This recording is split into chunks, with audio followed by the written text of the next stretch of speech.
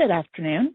Thank you for attending the Smart Global Holdings first quarter fiscal 2024 earnings call. My name is Victoria, and I'll be your moderator today. All lines will be muted during the presentation portion of the call, with an opportunity for questions and answers at the end. I would now like to pass the conference over to your host, Suzanne Schmidt. Thank you. You may proceed, Suzanne. Thank you, operator.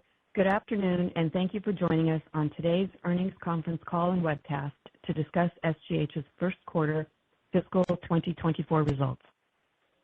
On the call today are Mark Adams, Chief Executive Officer, Jack Pacheco, Chief Operating Officer, and Ken Rizvi, Chief Financial Officer. You can find the accompanying slide presentation and press release for this call on the Investor Relations section of our website. We encourage you to go to the site throughout the quarter for the most current information on the company. I would also like to remind everyone to read a note on the use of forward-looking statements that is included in the press release and the earnings call presentation. Please note that during this conference call, the company will make projections and forward-looking statements, including but not limited to statements about the company's growth trajectory and financial outlook.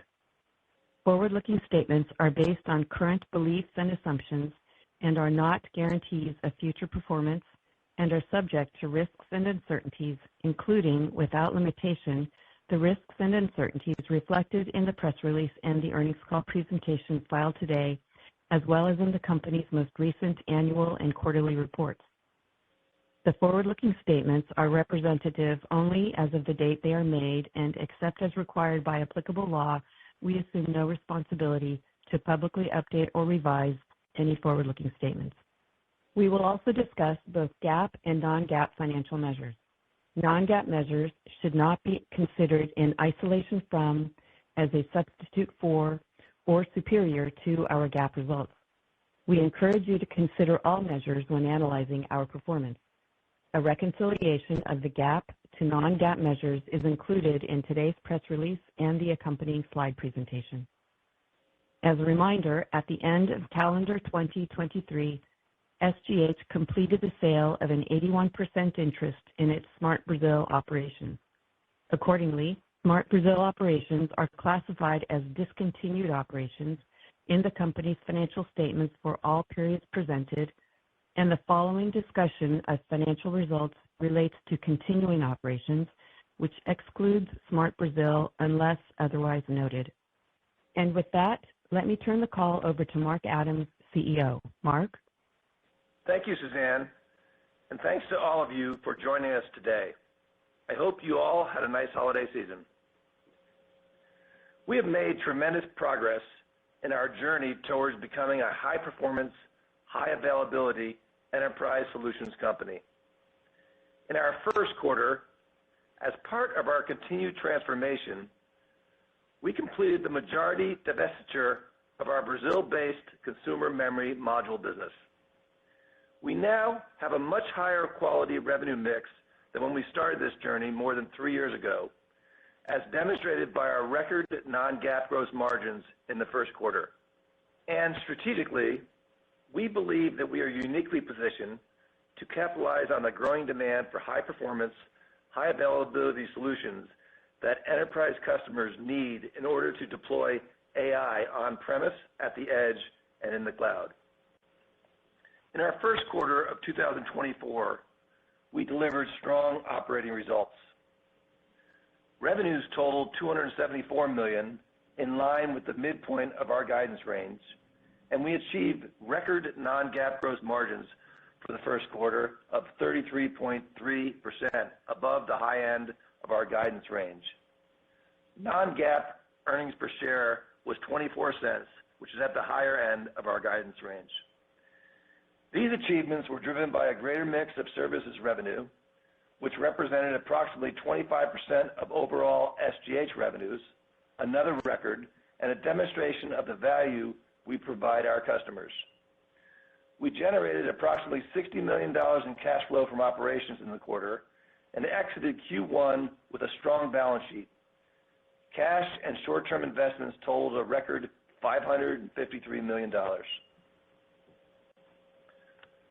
2023 has been called the iPhone moment in AI. The year was defined by extraordinary advancements in AI, with hyperscalers and other early adopters investing heavily in this new computing paradigm. As we head into 2024, signs of market adoption of AI are expanding to include large enterprises with a focus on deployment. Most enterprises will need a trusted advisor in compute, software, and services solutions, and we believe SGH is uniquely positioned to play this role. In conversations with existing customers and in engagements with potential customers, we are seeing an increasing need to help companies manage the complexity of AI implementations at scale. This is true across a broad range of industries, including defense, finance, Tier 1 and 2 cloud service providers, healthcare, energy, and education.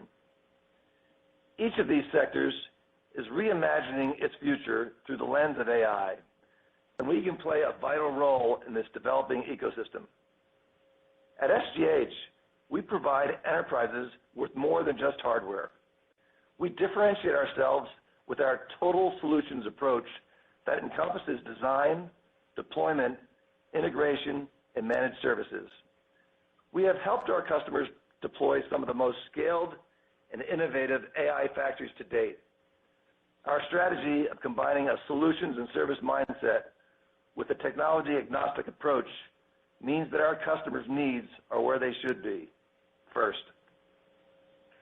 Now let me start our business review with the Intelligent Platform Solutions Group. Our IPS team designs, builds, deploys, and manages a complete portfolio of hardware, software, and managed services solutions for HPC and AI applications on-premise, at the edge, and in the cloud. In Q1, IPS revenue came in at $119 million, or 43% of total SGH revenue, making it the largest component of our business in Q1. In this era of technological transformation and AI proliferation across the enterprise, we are seeing growing interest in Penguin's AI factory solutions from both existing and potential customers. While we don't provide specific customer names for confidentiality and competitive reasons, we are seeing increasing traction across defense, finance, Tier 1 and 2 cloud service providers, healthcare, oil and gas, and other major verticals. In addition, we continue to invest in next-generation technologies so our customers can stay at the forefront of tomorrow's HPC and AI systems. To take one example, we are working with a leading energy conglomerate to develop and deploy a new immersion cooling system whereby computing clusters are immersed in recycled oil. This approach enables much lower and more efficient power consumption, something that is in and of itself a very positive outcome, while also lowering cost and allowing for increased compute density within the data center. We believe this is the first deployment in North America of oil-based immersion cooling for AI. During Q1, we also launched our next-generation fault-tolerant computing solution, the Stratus ZTC Endurance Server. This new platform delivers predictable, protected performance in the data center and at the edge, which enables our customers to run applications with targeted, unplanned downtime of less than 1 minute per year. We believe this type of reliability is critical for enabling AI at the edge, and our customers seem to agree. We have secured initial orders for Stratus ZTC Endurance and are actively expanding our pipeline, laying the groundwork for future growth. Our Memory Solutions Group, which operates under the Smart Modular brand name, provides customers with high-performance, high-reliability memory solutions for specialty markets such as supercomputing, network and telecom, storage, data center, industrial, and other applications. For Q1, revenue came in at $86 million, or 31% of total SGH revenues. Sales declined from Q4 levels as expected, primarily due to elevated inventory levels at a number of our large customers, and visibility into future demand remained somewhat muted. At the same time, we are seeing early signs that the cyclical downturn in memory is abating, and we feel confident about our position. We believe DRAM and NAND ASPs have reached the bottom of the cycle, and in fact, we are starting to see prices increase for certain memory SKUs. While unit demand at some of our large enterprise customers has been affected by inventory builds, we are optimistic about the outlook for the second half of our fiscal year. Our confidence stems from the increased customer interest we are seeing in our next generation solutions such as Compute Express Link or CXL, enterprise SSDs with storage endurance tiering, and our Zephyr ZDIMM ultra high reliability memory modules for cloud service provider applications.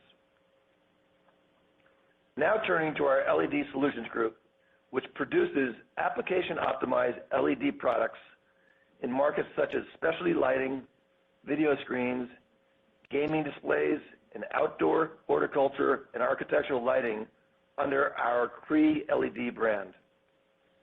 For the first quarter of fiscal 2024, LED revenue totaled $70 million, or 25% of total SGH sales, making this the third consecutive quarter of top-line improvement. We expect to build on this revenue momentum over the course of fiscal 2024. That said, as we have stated in the past, Q2 tends to be a lighter quarter due to seasonality, so we expect revenue to be lower in the second quarter as compared to Q1. While we believe that the gradual recovery in the overall LED market will continue, we are proactively managing our Cree LED operating expenses in order to improve the profitability of this business line. This prudence in our short-term operating approach does not diminish our focus on shaping the future of LEDs by continuing to invest in pioneering technologies for our customers, with emphasis on high-value specialty applications. As both a technology and brand leader with a robust portfolio of intellectual property, Cree is at the forefront of lighting innovation. We remain confident about the long-term performance of our LED business line, given improvements in the macro environment. I'll stop here and hand it over to Ken for a more detailed review of our Q1 financial performance and our guidance for next quarter. Ken? Thanks, Mark. We completed the sale of 81% of our Smart Brazil operations at the end of our fiscal first quarter, receiving gross proceeds inclusive of working capital adjustments and less taxes paid of approximately $140 million. As a reminder, Brazil was classified as discontinued operations from the end of our fiscal 2023 and for all periods presented. Beginning in the second quarter of fiscal 2024, Smart Brazil will no longer be consolidated with the results of SGH. Given the completion of the majority sale of Brazil, I will focus my remarks on our non-GAAP results for continuing operations, which are reconciled to GAAP in our earnings release tables and in the investor materials on our website. Now let me turn to our first quarter results from our continuing operations.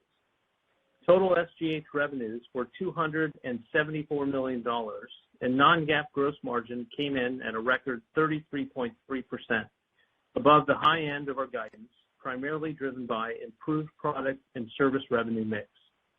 Non-GAAP diluted earnings per share was 24 cents for the first quarter, which was at the higher end of our guidance range. In the first quarter, our overall services revenue totaled $68 million, down from $75 million in the year-ago quarter. Product revenues were $206 million. First quarter revenue by business unit was as follows: IPS $119 million, memory $86 million, and LED at $70 million. This translates into a sales mix of approximately 43% IPS, 31% memory, and 25% LED. Non-GAAP gross margin for SGH in Q1 was 33.3%, up from 31.3% in the year-ago quarter, primarily driven by IPS. Non-GAAP operating expenses for the first quarter were $64.6 million, down from $70 million in the fourth quarter of 2023, primarily due to lower variable expenses and cost reduction actions. Operating expenses were down from $71.4 million in the year-ago quarter. Non-GAAP diluted earnings per share for the first quarter of 2024 was 24 cents per share, compared with 75 cents in the year-ago quarter. Adjusted EBITDA for the first quarter of 2024 was $34 million, or 13% of sales, compared to $58 million, or 15% of sales in the year-ago quarter. Turning to balance sheet highlights. For working capital, our net accounts receivable totaled $171 million, compared with $219 million last quarter. Days sales outstanding came in at 44 days, down from 48 days last quarter, primarily due to the timing of invoicing and collections. Inventory totaled $208 million at the end of the first quarter, up from $175 million at the end of the prior quarter. The increase in inventory was driven primarily by inventory growth in IPS to support upcoming builds. Inventory turns were 5.8 times in the first quarter, down from 7.5 times in the prior quarter. And consistent with past practice, net accounts receivables, days outstanding, and inventory turnover are calculated on a gross sales and cost of goods sold basis, which were $383 million and $300 million, respectively, for the first quarter. And as a reminder, the difference between our gross and net revenue is related to our logistics services, which is accounted for on an agent basis, meaning we only recognize the net profit on logistics services as revenue. Cash, cash equivalents, and short-term investments totaled a record $553 million at the end of the first quarter, up $163 million compared with $391 million at the end of our prior quarter. First quarter cash flows from operating activities totaled $60 million, compared to $38 million in the prior quarter. During the first quarter, gross proceeds inclusive of working capital adjustments, less taxes paid, were approximately $140 million from the 81% divestiture of Smart Brazil. And also, for reference, in the beginning of our second quarter, we made a $50 million cash payment for the earnout of Stratus. During the first quarter, we repurchased approximately 825,000 shares of our common stock using $12.1 million. Since our initial $75 million authorization in April of 2022, we have used a total of $70.5 million to repurchase 4 million shares through the end of our first fiscal quarter under our share repurchase authorization. Today, we announced that the audit committee of the board of directors has approved another 75 million share repurchase authorization, bringing the total share repurchase authorization over the last 2 years to $150 million. And to remind everyone, our capital allocation strategy remains the same. First and foremost, we will continue to invest in our business as we see significant opportunities for further organic growth. Second, we will continue to evaluate acquisition opportunities in a disciplined manner, similar to our most recent acquisition of Stratus. Third, the incremental share repurchase authorization provides us flexibility to return capital to our shareholders in an opportunistic and price-sensitive manner. And finally, we would look to retire debt to keep our gross leverage at reasonable levels. For those of you tracking capital expenditures and depreciation, CapEx was approximately $4.6 million in the first quarter, and depreciation was $7.5 million. Now, let me turn to our second fiscal quarter 2024 guidance. We expect that revenues for the second quarter of 2024 will be approximately $285 million at the midpoint, plus or minus $25 million. Our guidance for the second quarter reflects the following. For IPS, we expect revenues to increase sequentially by 15% or more at the midpoint. For memory, we expect revenues to be approximately flat sequentially at the midpoint as we continue to see certain customers working through finished goods inventories. And for LED, we currently expect revenues to be down in Q2, primarily due to normal seasonality. Our GAAP gross margin for the second quarter is expected to be approximately 29.5% at the midpoint, plus or minus 1%. Non-GAAP gross margin for the second quarter is expected to be approximately 32.5% at the midpoint, plus or minus 1%. Our non-GAAP operating expenses for the second quarter are expected to be approximately $66 million, plus or minus $3 million, and in line with the prior quarter. GAAP diluted earnings per share for the second quarter is expected to be approximately negative 15 cents, plus or minus 10 cents. On a non-GAAP basis, excluding share-based compensation expense, intangible asset amortization expense, debt discount, and other adjustments, we expect diluted earnings per share will be approximately 25 cents, plus or minus 10 cents.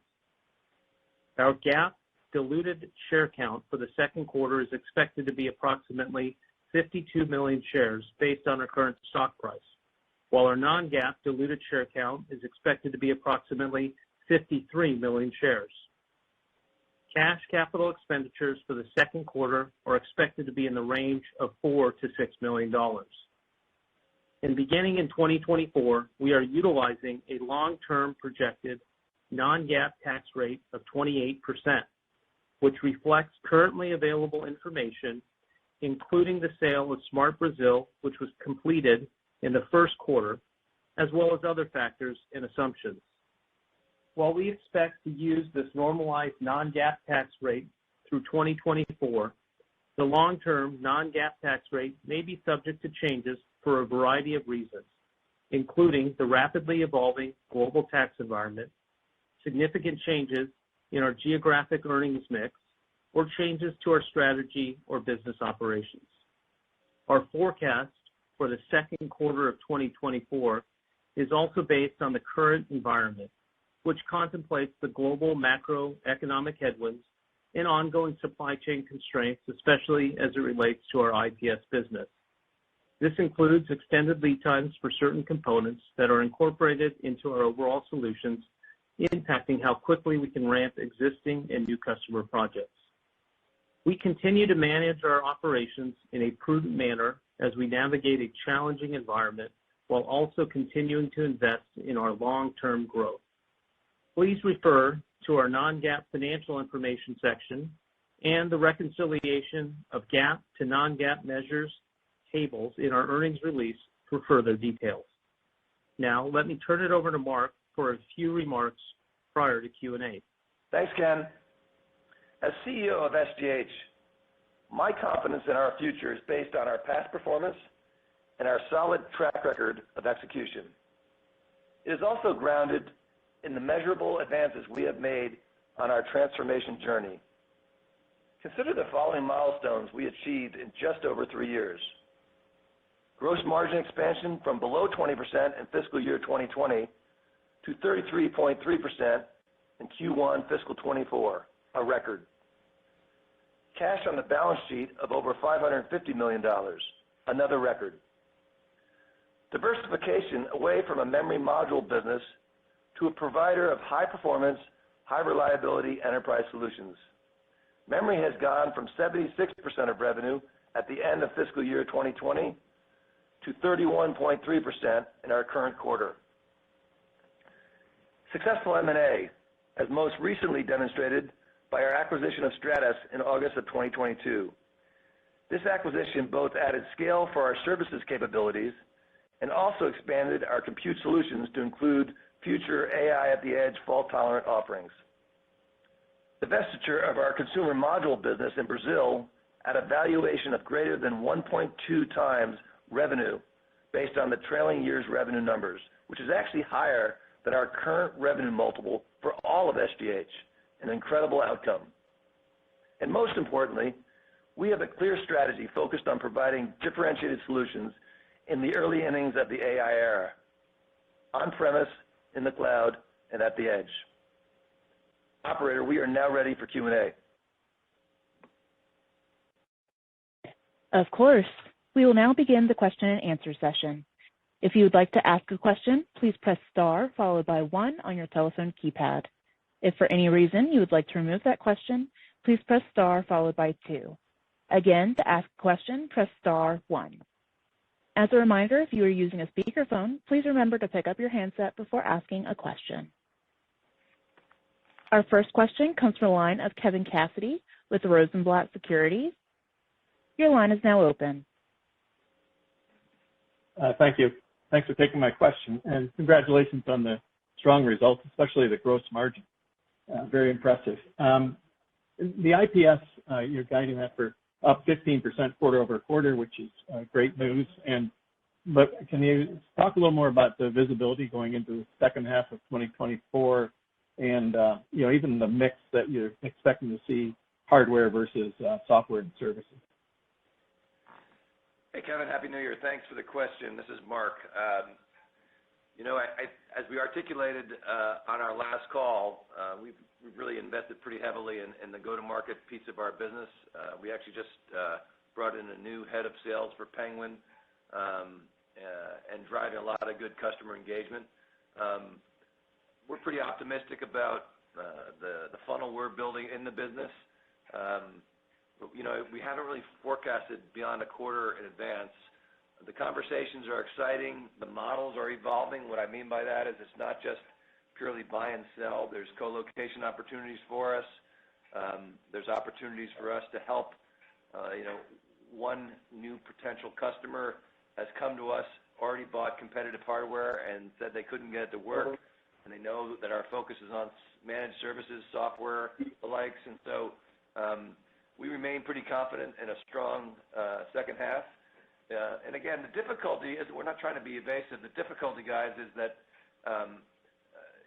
getting things lined up into 13-month periods for this business can be challenging, and so that's why we don't kind of give numbers, so to speak.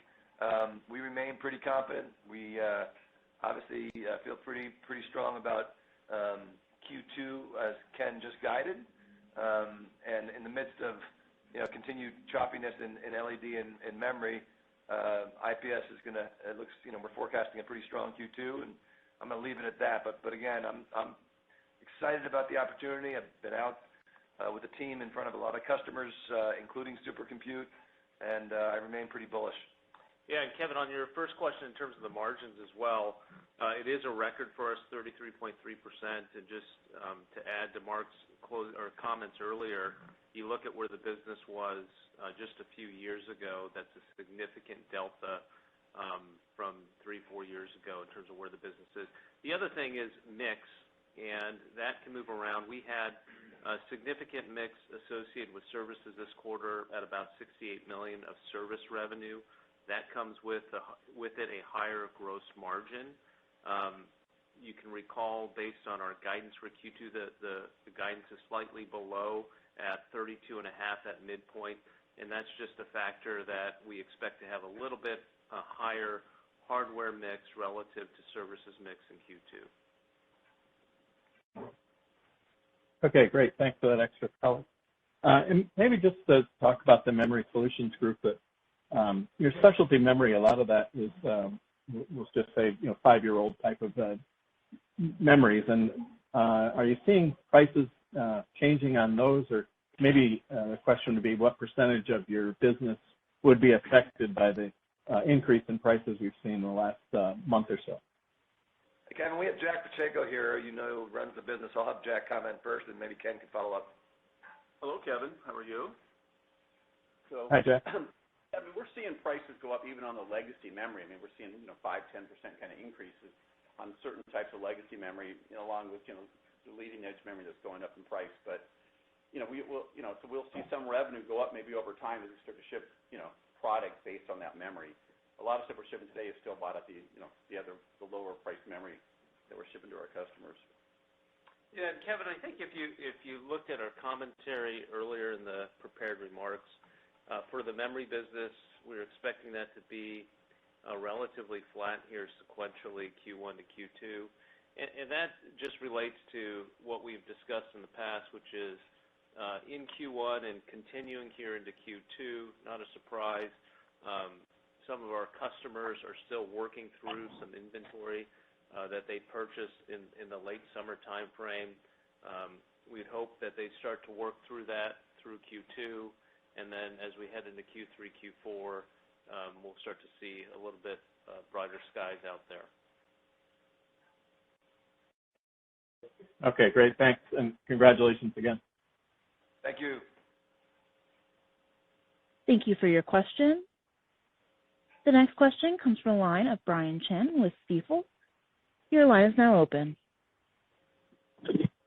Hi there. Good afternoon. Thanks for letting us ask a few questions. Sorry, this one's kind of pointed, but maybe just to kickstart here, relative to how you've worked with Meta in the past, and there's been a lot of articles and blogs discussing this relationship before, right? But you were a key partner, especially in their initial phases of the RSC build-out.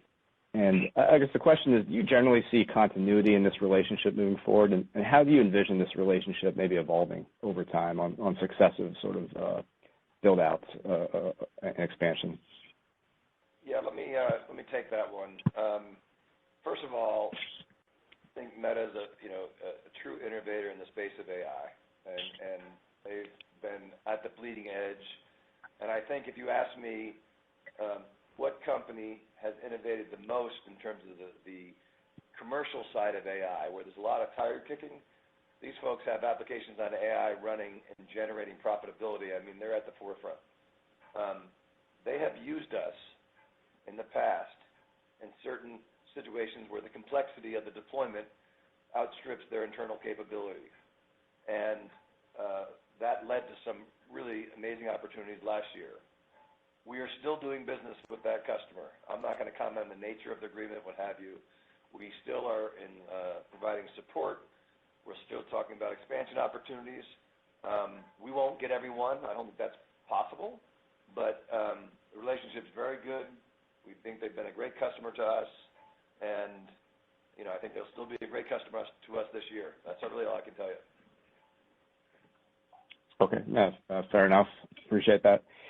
And then can you provide maybe a little bit more insight into the types of maybe AI-oriented applications that you're engaging with customers, across the many verticals that you referenced earlier?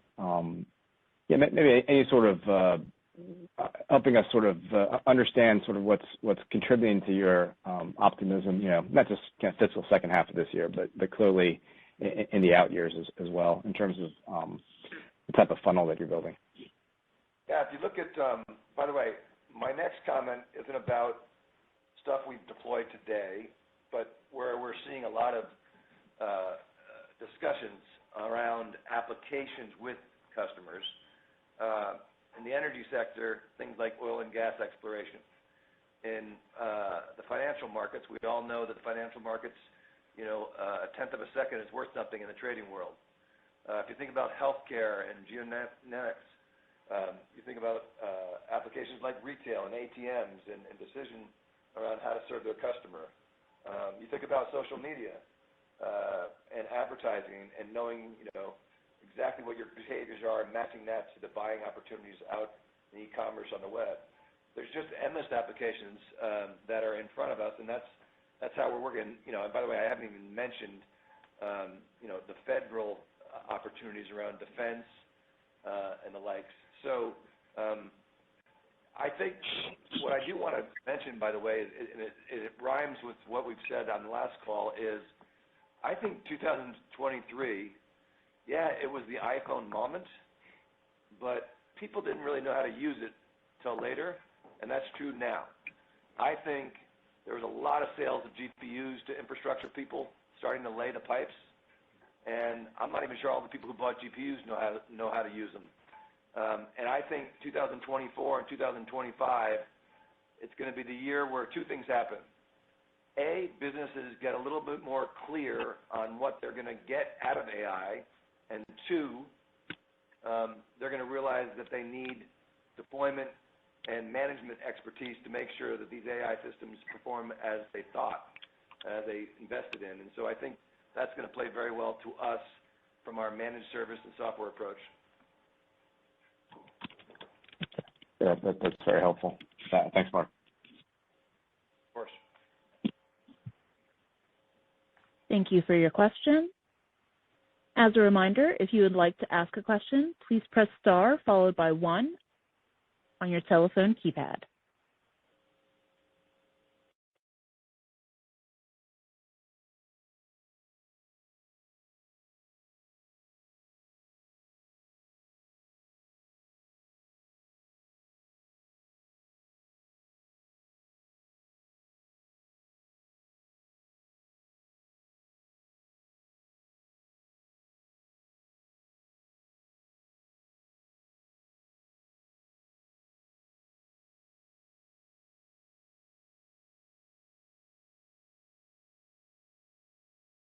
Operator, is there another question here in the queue? Yes, of course. Yes, give me one moment.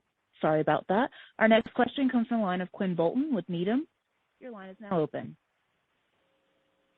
Hey guys, this is Nick Doyle on for Quinn. Thanks for letting us ask a question.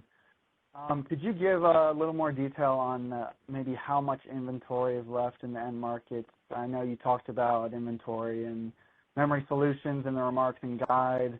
Maybe is there more in the channel versus the end customer? And then any detail on LED inventory? I mean, I know we're going into seasonality next quarter, and China has kind of negative news coming out, so not surprising there. But are we still kind of pretty clean inventory on the LED side as well?